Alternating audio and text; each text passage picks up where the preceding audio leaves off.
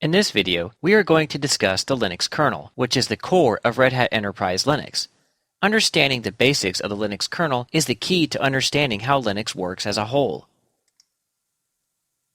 The Linux kernel was started by Linus Torvalds in April of 1991 while he was still a student at the University of Helsinki in Finland. In October of the same year, Linus posted a message to the Minix news group on Usenet that he was starting a free operating system based on his kernel. After that, many people joined him in the effort. 3 years later, version 1.0 of the Linux kernel was released. In 1996, version 2.0 was released, and in 2003, version 2.6.0 was released. RHEL 6 is using the kernel from this branch with a multitude of patches and updates. As we already stated, the Linux kernel is the heart of the operating system.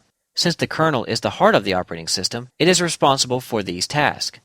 First off, the kernel is responsible for the system startup, which we will elaborate on more in a later video. The kernel is also responsible for all of the system's process scheduling and priorities. All of the network functionality originates from the kernel. The system's memory management is coordinated by the kernel. And the system security is handled by the Linux kernel through the NetFilter firewall system, SE-Linux, and file and folder permissions. The Linux kernel's version numbering scheme is broken down into first the major kernel version, a dot, then the minor version, a dot, then the patch version. Red Hat takes the version numbering further by including a dash, then the build number, followed by an EL number representing the version of Enterprise Linux that the kernel is for, a dot, and finally the CPU architecture. You can see what version of the kernel that you are currently using by running the uname-r command.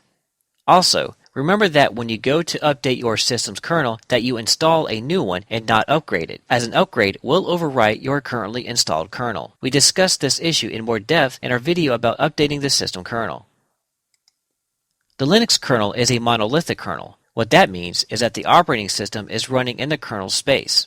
The Linux kernel loads device drivers and file system drivers from what are known as kernel modules, and these modules are loaded dynamically. That means that the only modules that are loaded are the ones that are needed for your particular hardware and system setup. You can see what kernel modules you have on your system by listing the contents of the lib modules directory.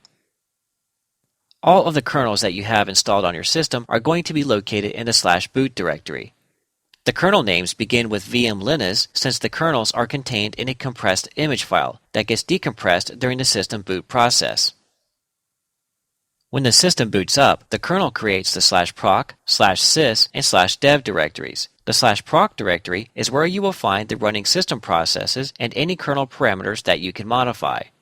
The /sys directory is where you will find your detected system devices and details about their device drivers. The /dev directory is where the access points for your devices are stored. This is what the file system uses when working with your system disk.